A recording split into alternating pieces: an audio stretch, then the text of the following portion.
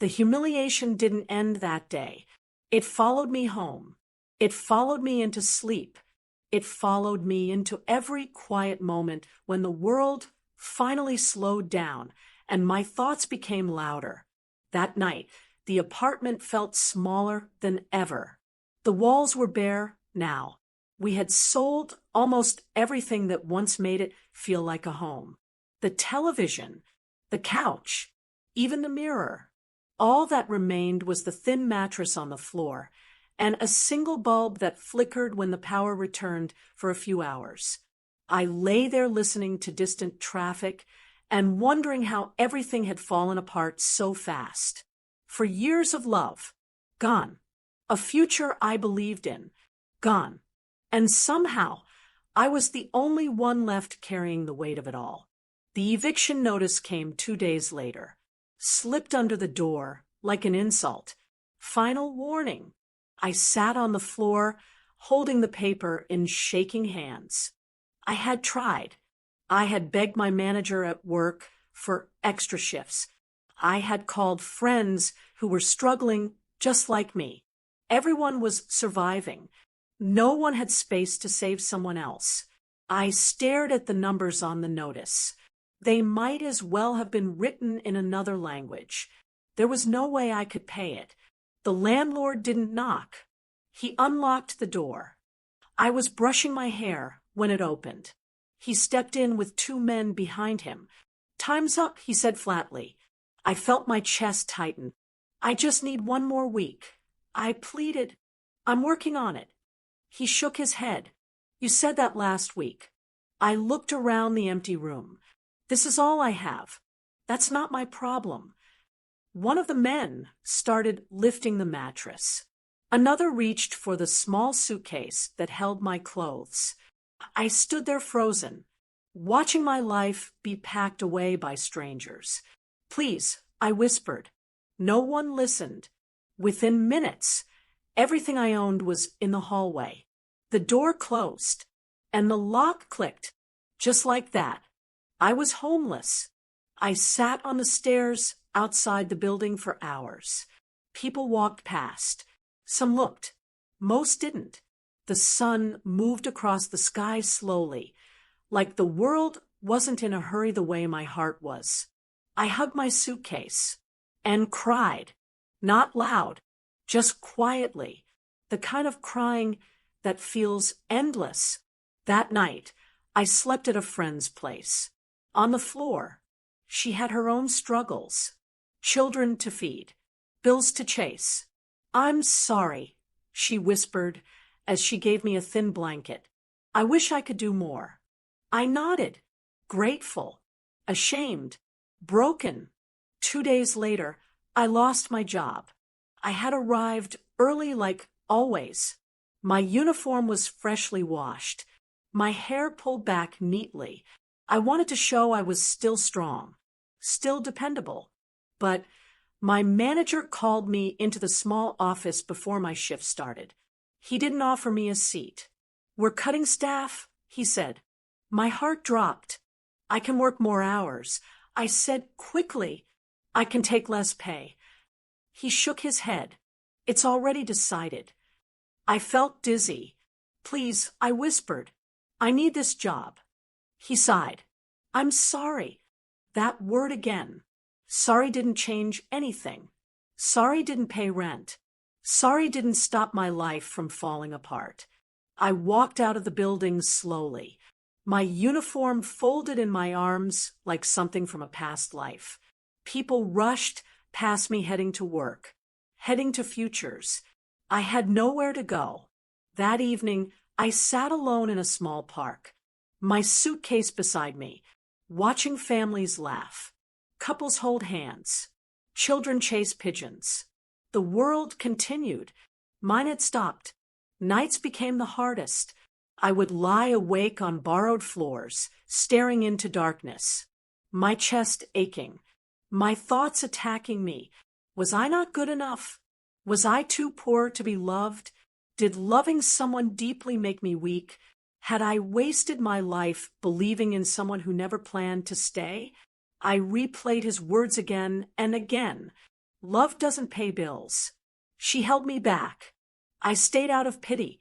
Each time they returned, something inside me broke a little more. I cried quietly so no one would hear. I cried into pillows, into blankets, into my own hands. Some nights, I cried until there were no tears left, just pain. I began questioning everything about myself, my dreams, my heart, my worth. I wondered if success was the only thing that made someone lovable.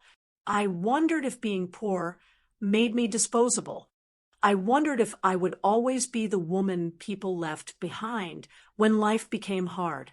One night, after everyone had fallen asleep in my friend's apartment, I slipped into the bathroom, locked the door, sat on the cold floor, and broke down. My body shook. My chest burned. I covered my mouth to keep from making noise. I tried. I whispered into the darkness. I tried so hard. No one answered. Just silence. The next morning, I woke up numb. Not sad. Not angry. Just empty. Like I had cried out everything inside me. That was when my phone vibrated. The borrowed phone I barely used. A number I didn't recognize. I stared at the screen, almost ignored it, but something made me answer. Hello. A calm female voice responded. Good morning. Am I speaking with? She said my name clearly. Yes, I replied cautiously. My name is Mrs. Carter. I'm calling from Horizon Investment Group. I frowned. I had never heard of them. We reviewed your resume from an old application, she continued, and your academic records. My heart began to beat faster. We would like to invite you for an interview today. I swallowed. For what position? There was a short pause. Executive assistant, trainee. My breath caught. That was far above anything I had ever applied for. I think there's been a mistake, I said softly. There hasn't, she replied. The CEO personally requested to meet you. My hands began to tremble. Why? I whispered. Another pause. Let's just say someone noticed your potential a long time ago. Potential. The same word his new girlfriend had used. But this time, it felt different. Real. We'll send a car to pick you up in 2 hours, she added. Before I could ask anything else, the call ended. I stared at the phone, my heart pounding, my mind racing. A job, a company I'd never heard of, a CEO who somehow knew my name. When I had nothing, no home, no job, no hope, something unexpected had found me. I didn't know who was behind the call. I didn't know what awaited me. I didn't know how my life was about to change. But for the first time since he left, the darkness cracked open just enough for light to slip through. The car arrived exactly on time. Black, polished, silent. The kind of car I had only ever seen in movies or passing through rich neighborhoods. It stopped in front of my friend's apartment building like it belonged there. The driver stepped out and opened the door. Miss Carter, he asked politely. I nodded. My hands were shaking as I climbed in. The leather seats were soft. The air smelled clean. Nothing in that car matched the life I had been living. As the door closed, the outside world faded. And with it, the version of me who had been crying on bathroom floors.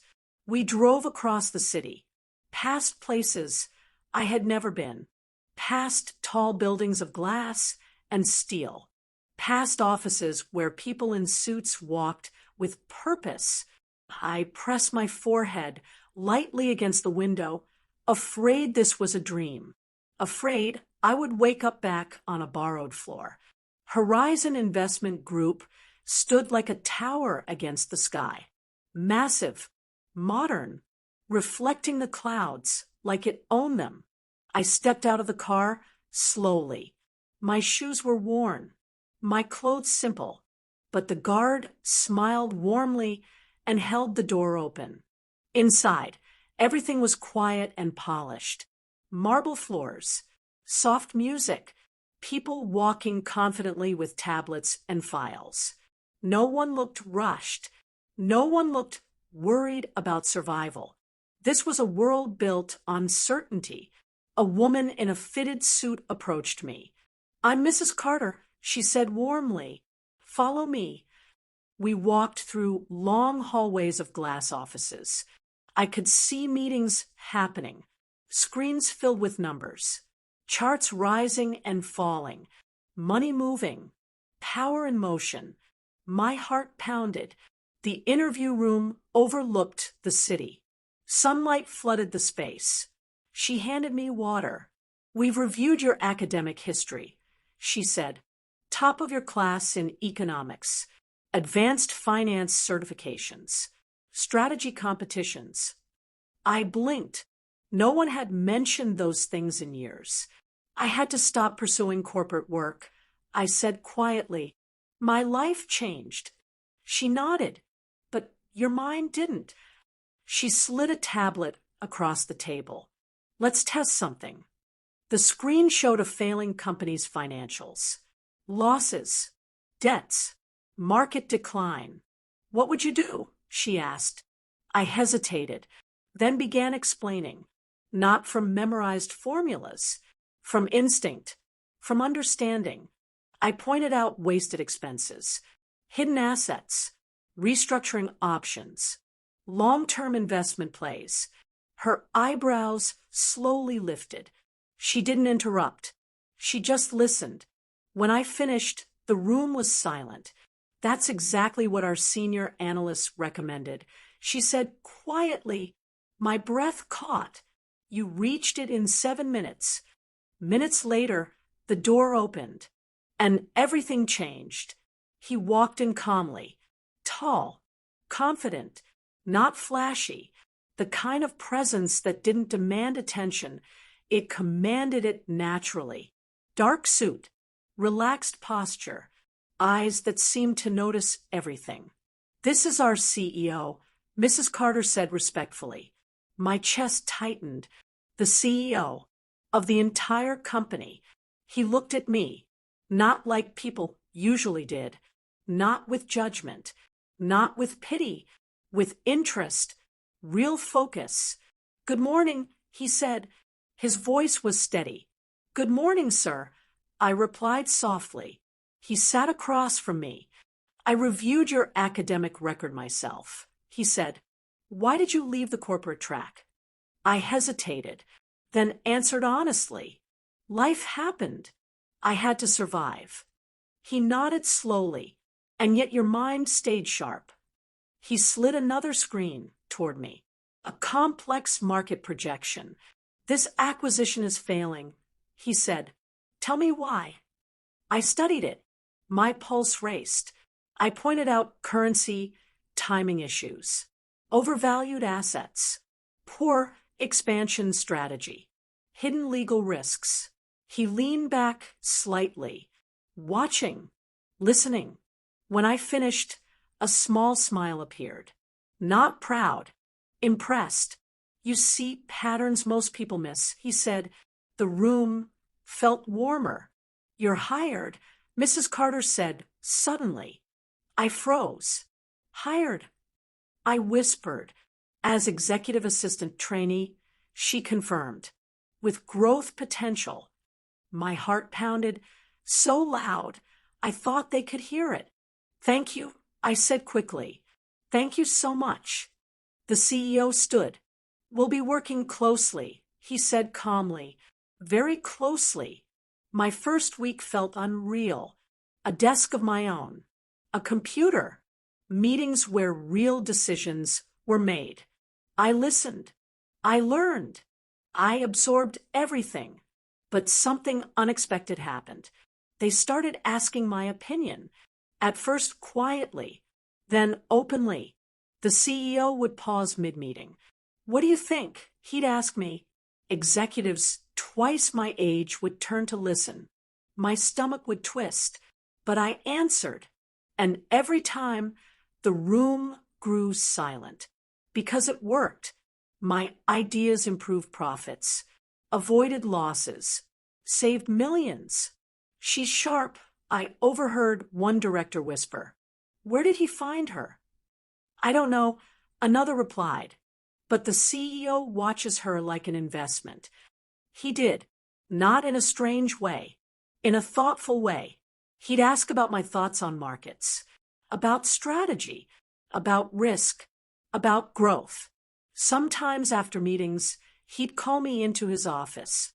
The view from his window stretched across the city. Explain your thinking, he'd say calmly. And I would.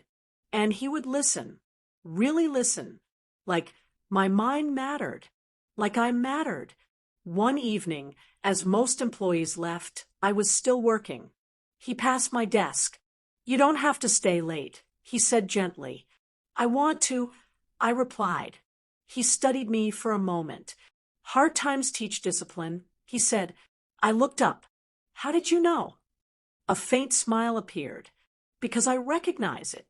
Over weeks, my position quietly shifted. I wasn't just an assistant anymore. I was becoming a strategist, a trusted voice, someone the CEO depended on.